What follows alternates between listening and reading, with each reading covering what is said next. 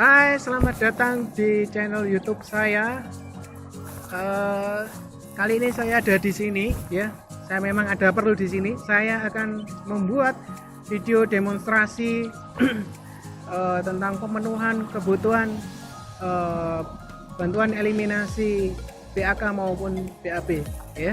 Yang saya singkat nanti jadi Pak DBB, paket demonstrasi bantuan eliminasi BAK dan BAB.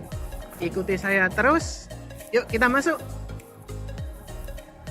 Saya sudah sampai di depan pintu dari ruang lab ini, ya.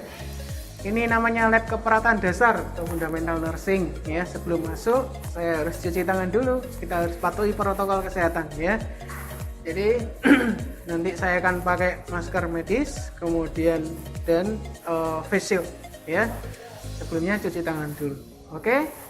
Salam sehat selalu, terus ikuti saya di prosedur Pak DBB.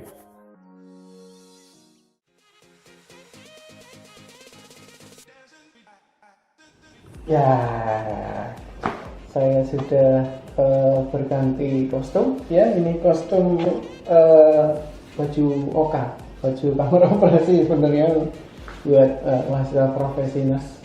Terus saya sudah pakai masker medis, kemudian sama face shield, ya. Sebelum masuk saya sudah cuci tangan juga. Oke,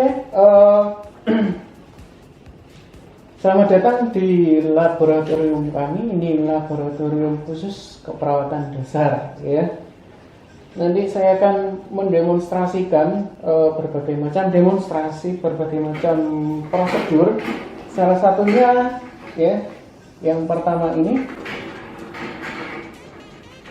ya, ini adalah prosedur pemenuhan kebutuhan eliminasi BAK. Jadi kita membantu pasien BAK di tempat tidur, ya. Skop kita di area keperawatan dasar adalah membantu BAK pasien yang membantu pasien BAK pasien di tempat tidur, ya. Pasien tanpa alat bantu BAK yang lain seperti Foley kateter atau bahkan kondom kateter, kita pakai urinal ataupun bispot, ya. Oke. Jadi biasanya pasien yang menggunakan seperti ini adalah pasien seperti kita mana gini, ya. Dia orang tua, lansia.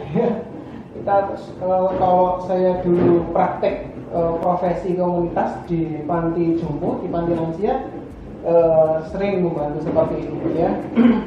Jadi seringnya pasien lansia. Adapun pasien di rumah sakit itu sangat jarang, ya, dengan seperti ini, kecuali pasien benar-benar sadar tapi nggak boleh ke kamar mandi, ya.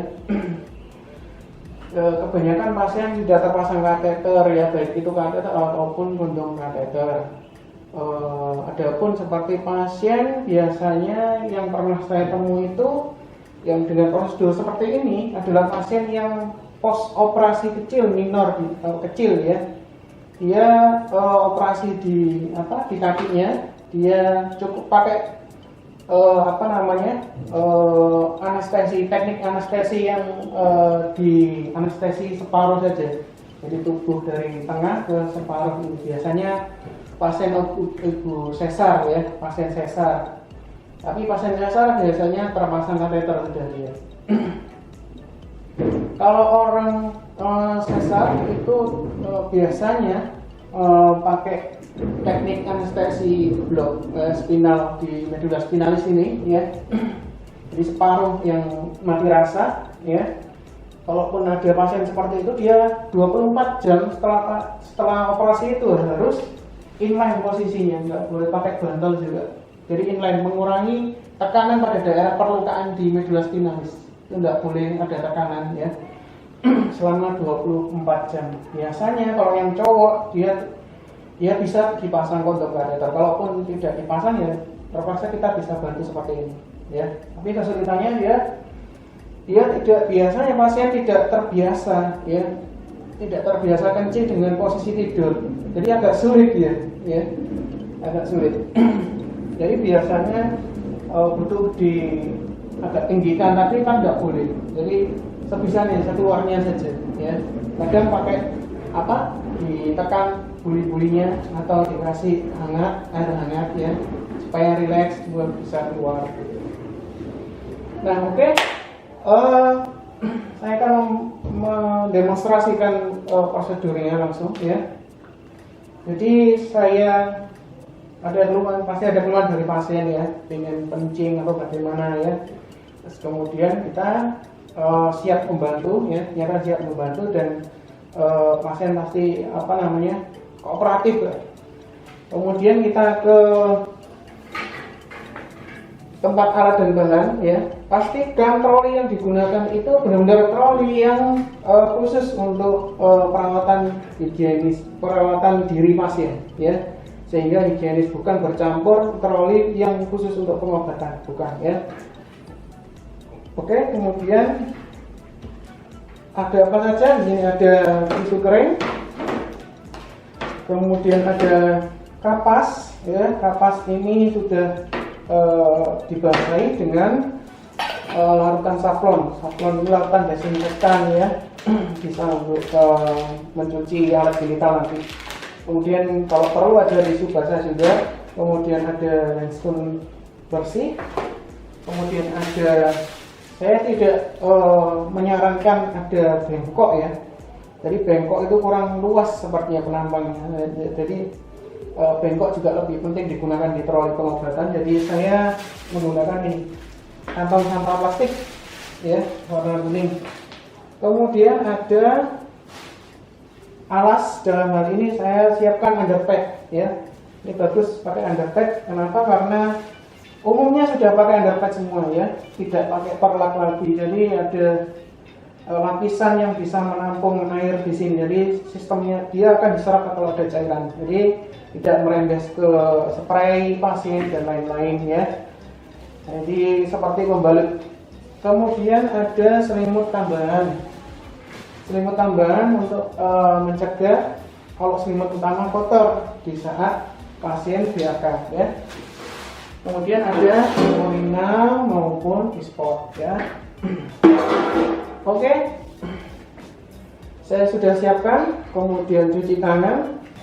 Kemudian kita posisikan pasien ya.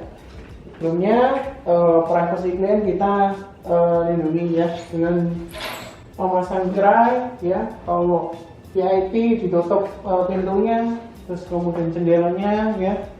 Kalau di ruangan sal ya, kita kalau ada sketsol kita tutup pakai sketsol ya. Oke, terus kemudian kita posisikan pasien ya. Posisikan pasien, kita beri alas underpad ini. Oke. Kita buka dulu agarnya. Oke.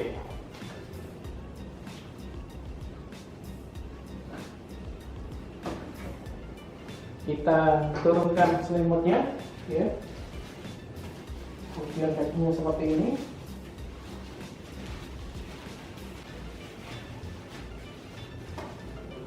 Oke.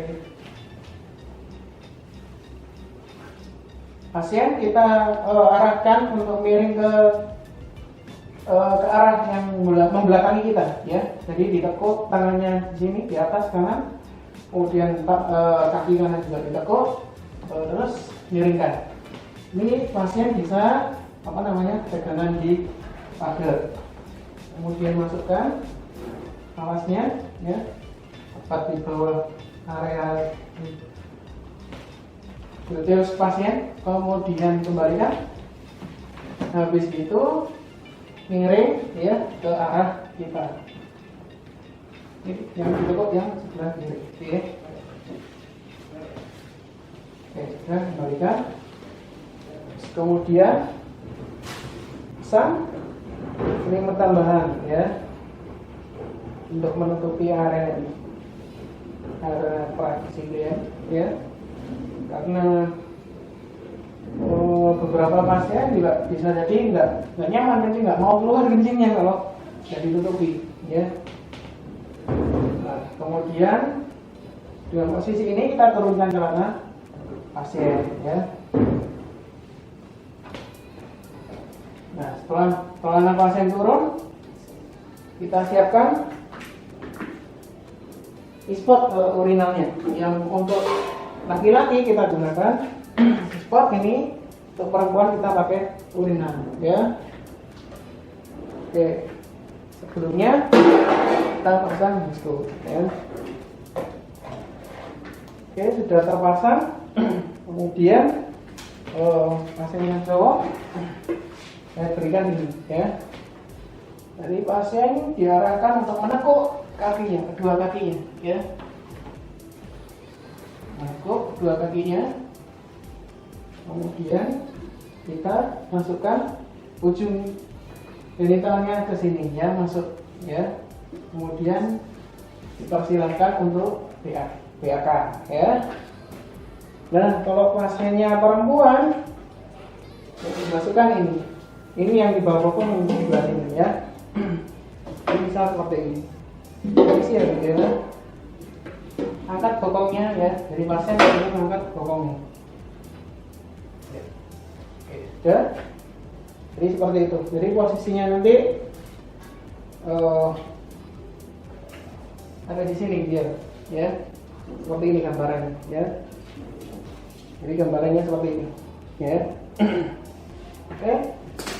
Setelah selesai, maka harus dibersihkan, ya. Maka harus dibersihkan. Nah, selesai ini ya, sudah. Cara membersihkan yang genital cowok, yang pria, kita bisa menggunakan kapas saffron tadi, atau pakai saja ini tisu basah ya. Pakai saja tisu basah. Yang penting cara arah dari sebelumnya kita dekatkan ini kantong sampah plastiknya, sampah medisnya ya. Jadi kita usap ya. Jadi ini terlalu lebar, jadikan dua bagian, kita lipat dua bagian. Kemudian kita usap ya. Atau masih ada sisa di glandnya ya. Nah, ini bisa dikeluarkan panjang ini pakai pakai jempol ini yang atas, terus kemudian kelingking yang bawah kita urut supaya tidak ada sisa di salurannya ya. di uretra. Setelah selesai terus kemudian dibersihkan mulai dari ujung, diputar sampai kemudian ke arah pangkal ya, terus buang. Kemudian bersihkan dengan tisu kering ya, sama dari ujung untuk mengeringkan saja terus sampai pangkal. Oke, sudah selesai gitu aja. Kemudian yang perempuan kita pakai saffron ya, kapas saffron ini, atau pakai ini juga. Bedanya kalau yang saffron ya, kita bisa menjangkau yang tetap di sini ya, posisinya tetap di sini ya, di atas ini. Kalau urinnya tidak ada pemeriksaan sampel, spesimen urin, tidak apa-apa,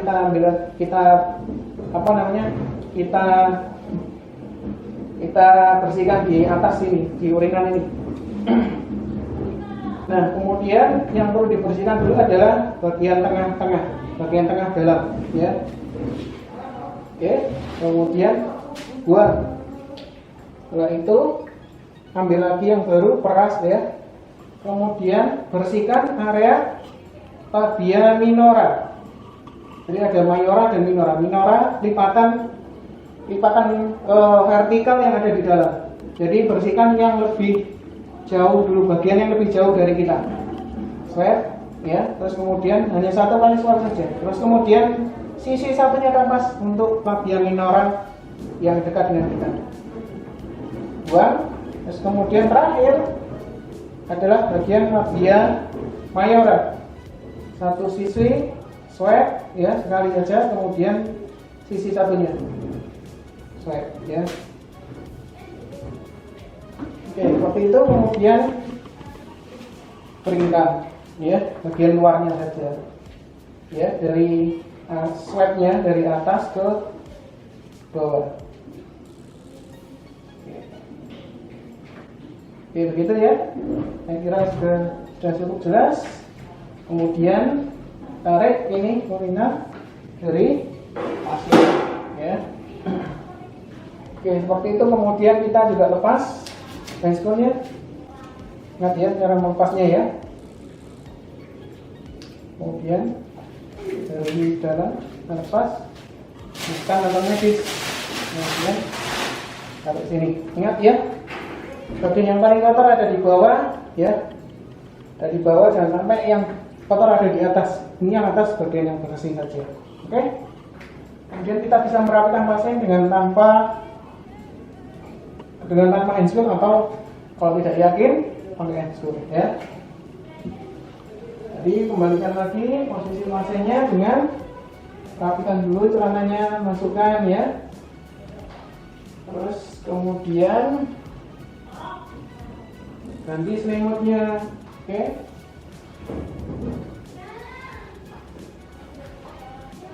Ganti selimutnya. Ini sekali pakai ya selimutnya. Terus kemudian kita ambil alas kita ya. Pertama kita lepaskan dulu yang bagian dekat dengan kita. Yang bagian jauh dari kita ya. Jadi pasiennya suruh menghadap ke kita dulu, miring. Kita ya, miring sebelah sana ya, menjauhi kita. Siapa?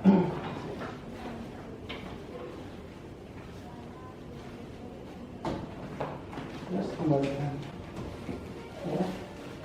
Ini buang ya, buang di sampah plastik, kemudian rapikan.